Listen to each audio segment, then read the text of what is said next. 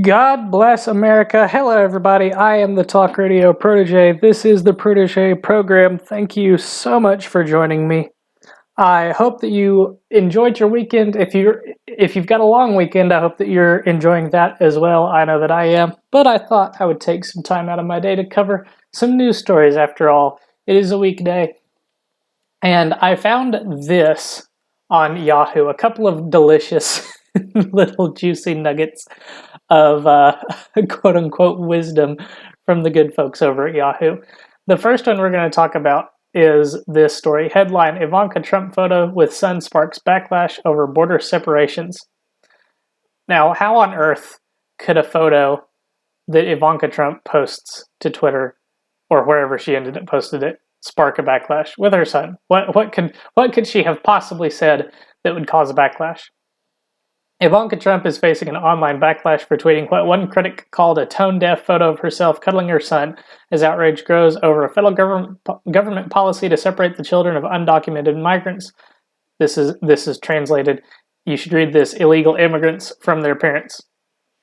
Now, we've talked a couple of times about this policy, and I don't think I've ever said it. It's a lose-lose for Republicans dealing with illegal immigrants who happen to be children. Because obviously they can't stay, right? That they're in violation of the law by violating the borders of the country. So that's something that they've done wrong. They probably didn't do it willingly, especially if they're very young children. They were probably brought over by their parents. It would be like you were present at a bank robbery that your parent carried out.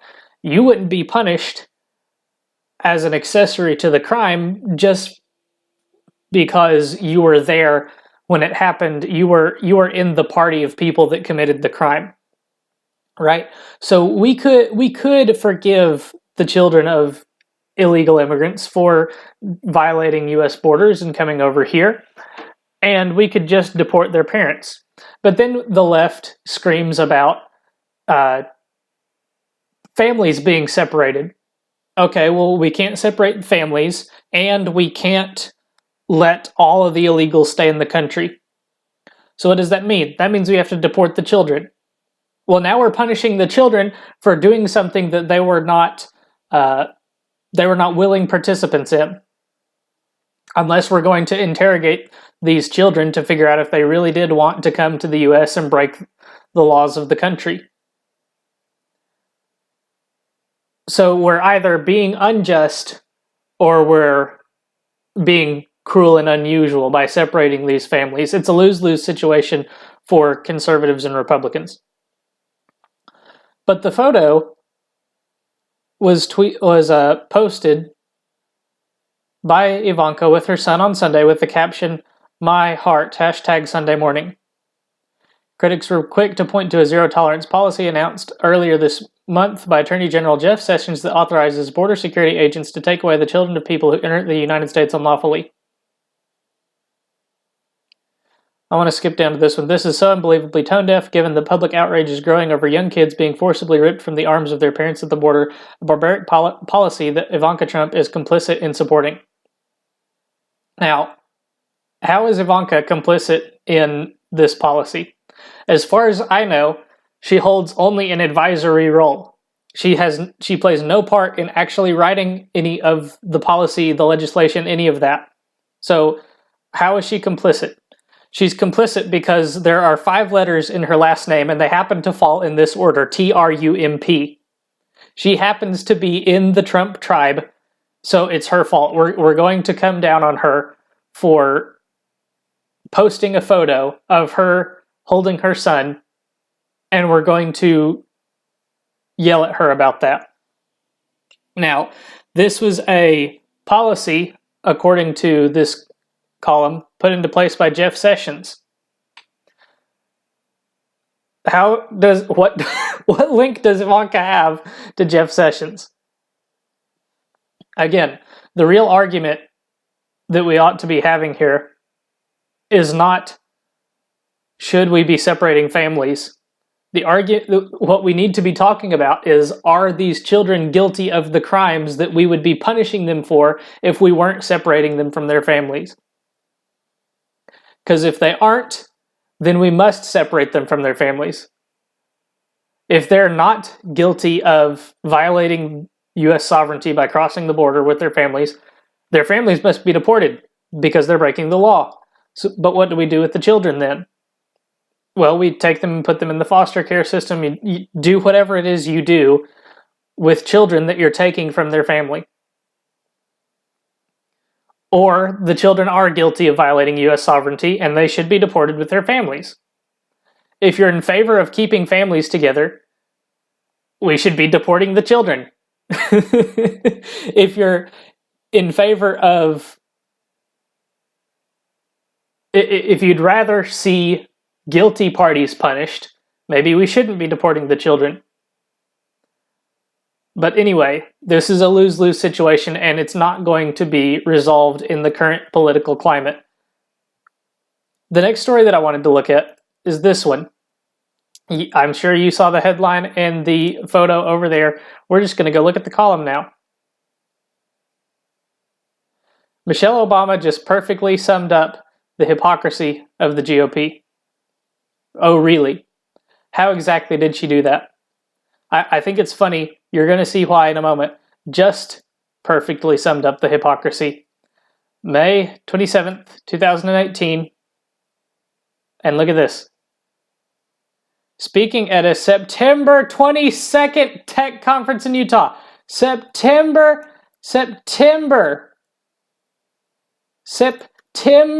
That can't be 2018. It's only May.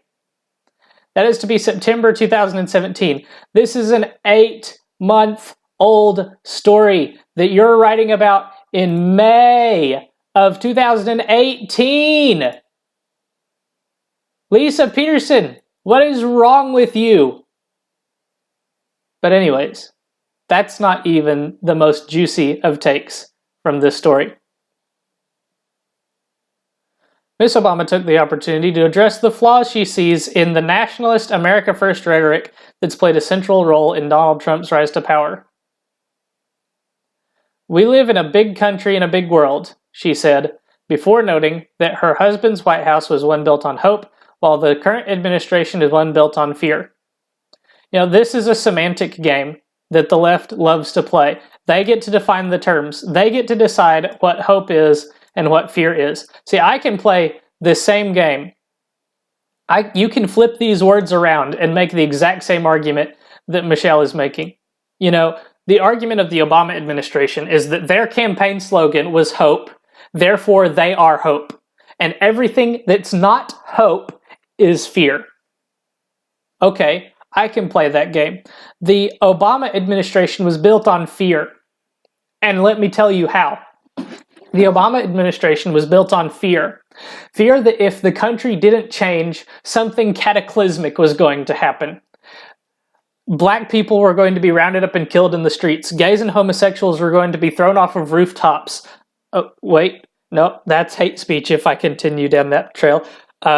Women were going to be enslaved like they do in The Handmaid's Tale. That's the fear that the Obama administration is built on. The Trump administration is built on hope. Hope that we can take the country in its declining state and turn it into magnificence. Turn it back into something great and fantastic. You know, in every argument, in every campaign, there's a little bit of hope and there's a little bit of fear. You know, I'm sure that everybody that voted for, or many of the people that voted for Trump, certainly not everybody would have had the same mindset, but a lot of the people that voted for Trump probably thought that what he was saying sounded very hopeful. Very hopeful. We're going to rebuild the country and it's going to be great again. They were probably also driven by fear. Fear that if Hillary Clinton got into the White House, she was going to continue the country on the path that Obama had for the previous 8 years.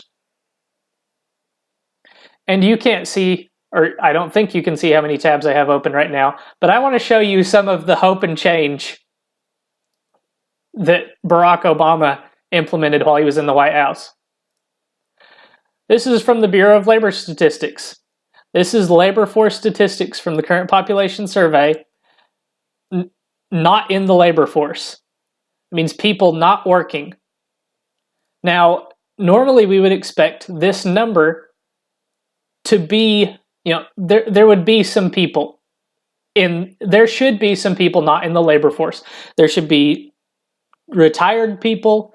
This says 16 years and over, so we're not counting children, but 16, 17, 18-year-olds that are well off shouldn't be in the labor force, right? Again, retirees should not be in the labor force. Single or married mothers that want to stay home and take care of their children should not be in the labor force. But this is not good. Look at all the hope and change.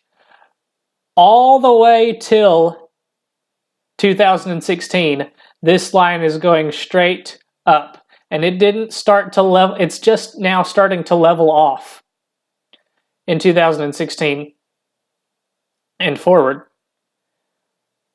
We would expect that this would start to go back down if the economy continues to do well.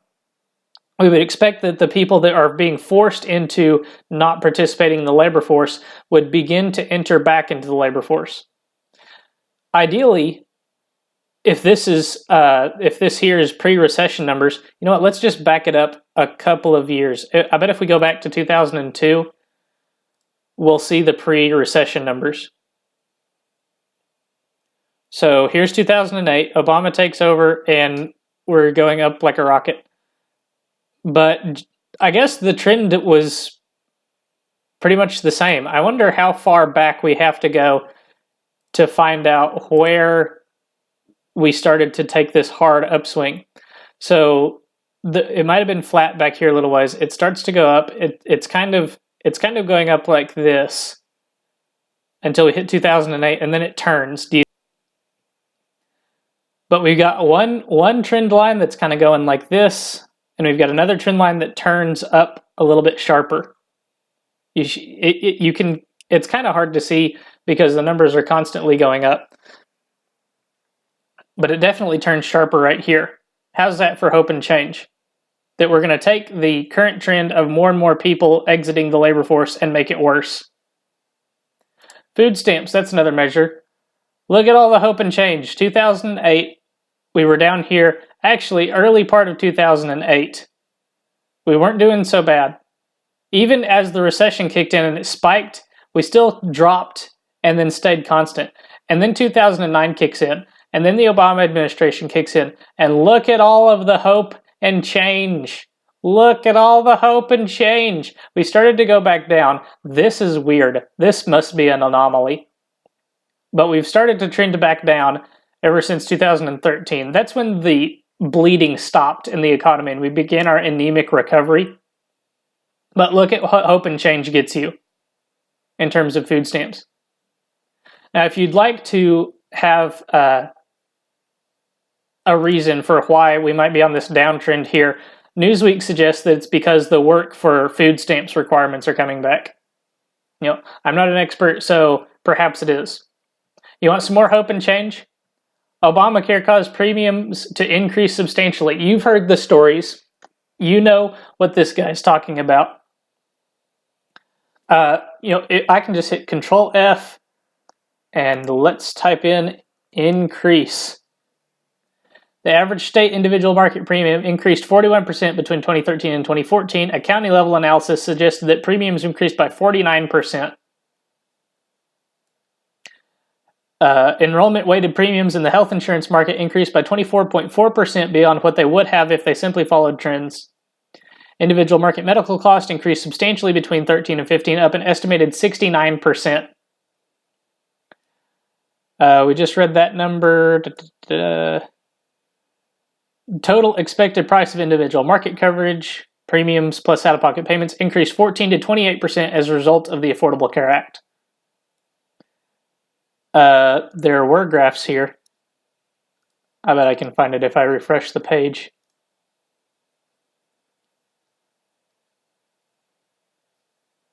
Oh dear. Did I lose it? I lost it. I wanted the graphs. I'm not going to get the graphs. Oh well. Anyways, how's that for hope and change? That's a Google search. We're gonna get back to that page.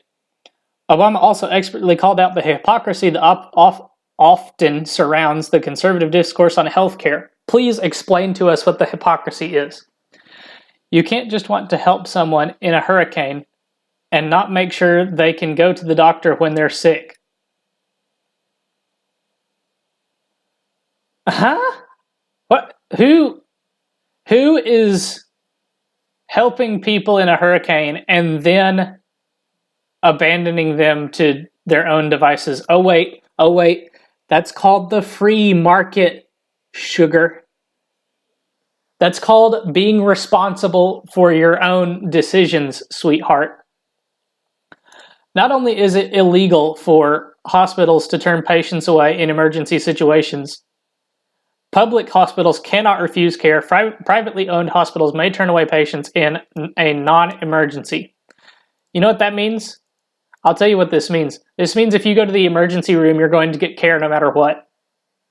You could have a cold and go to the emergency room and you're going to get care. If you're in the emergency room, the hospital can't turn you away. You might have to wait a while, but you're not going to be turned away. People can go to the doctor when they're sick. We do not live in a world where people can't go to the doctor.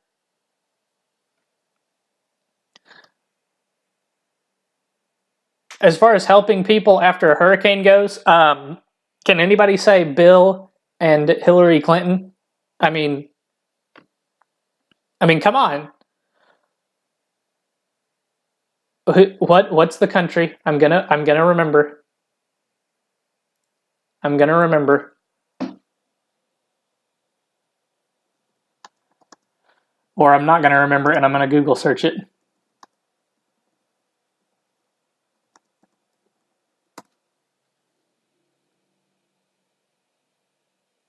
Puerto Rico. Where did the money go in Puerto Rico? There's people in Puerto Rico waiting for their hurricane relief that the Clinton Foundation was supposed to administer and that they never got. So, as far as helping people in a hurricane, you have no leg to stand on, Michelle. That's going to do it for this video. I hope that you all enjoyed. Leave a like if you did. Hit subscribe and hit the bell for notifications so that you don't miss a single video. Let me know if you noticed anything different in the sound quality because I'm recording on a new device. So let me know if you prefer this or if you prefer the old way of doing things. Make sure you check back every weekday for a new report. You never know what shenanigans are going on with the YouTube algorithm. Thank you again so much for watching. Until next time, good night and God bless.